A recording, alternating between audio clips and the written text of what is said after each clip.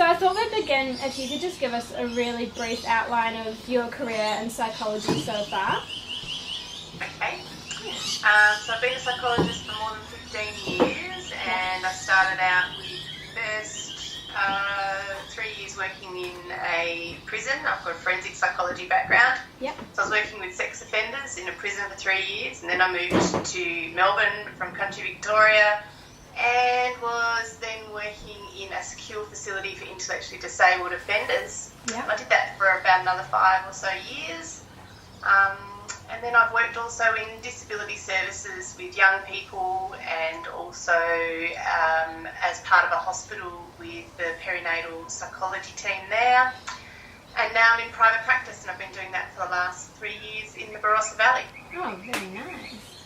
So out of the sort of fields that you've worked in so far, how important have you found communication? Do you think it's something that's like really, really important? Absolutely. Communication is everything when you're a psychologist, because if you can't communicate to people and have them understand what you're trying to say and teach them, then they don't get it. So absolutely, communication is the most important thing. Yeah, nice. So out of those sort of fields that you described before, is there any of those that you think were more challenging than others in terms of communicating with clients and sort of building rapport? Definitely. Working in disability services, communication is probably the hardest, because my natural way of speaking had to change so that they could understand the concepts. So it kind of forced me to be quite creative and think about how to get the message, quite complex messages, across in a really simple way that my clients could understand. Yeah. I can imagine it would be quite difficult, especially when there's those sort of language barriers almost. Yeah, absolutely. So we had to use a lot more visual mechanisms, so lots of pictures and drawing things to try and help the guys understand what it was we were trying to talk about. Yeah, absolutely. And sort of on the contrary, was there a field that you find clients are easier to talk to? Probably in the private practice I'm doing at the moment, because people are paying for a service, and so most times they've had, or at least half of my clients, I would say, would have had higher levels of education than what I've previously worked with in the public field. Yeah. So the communication is more what I'm familiar with in my own language, and so that does make it a little bit easier. Yeah, absolutely. So in terms of communication, do you think it's something that you need to learn how to do, or do you think it's something that you have to be naturally good at?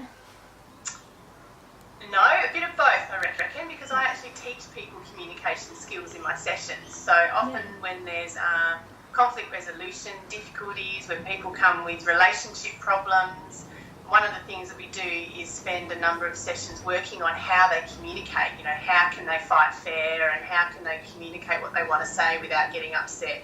Yeah. So absolutely it can be taught, but there are some people who are naturally better at words than others. Yeah.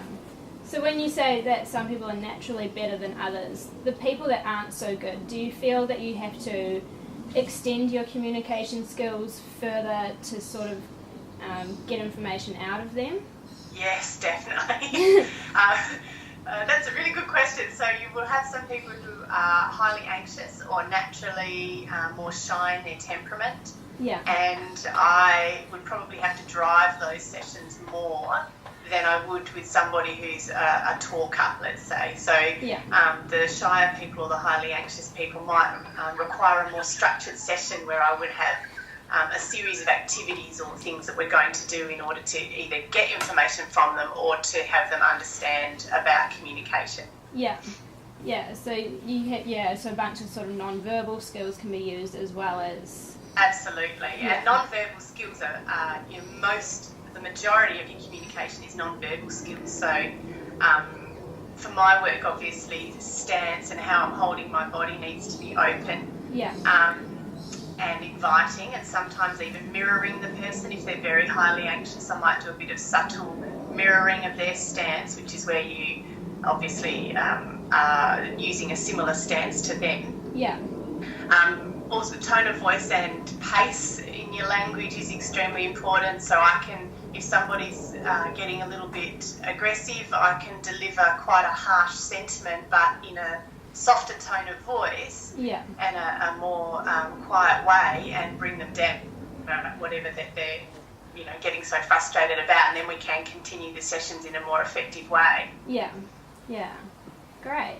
So do you think that you are still developing communication skills, or do you think you've become comfortable in a level that you're in at the moment?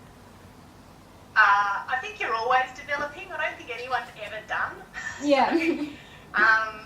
Definitely still developing, but I'm also quite confident using the skills that I have at the moment, but I certainly wouldn't say I'm finished and the perfect expert at it, that's for sure. Yeah, that's great. All right, well, thank you very much for your time, Jodie. It's been much appreciated. No worries.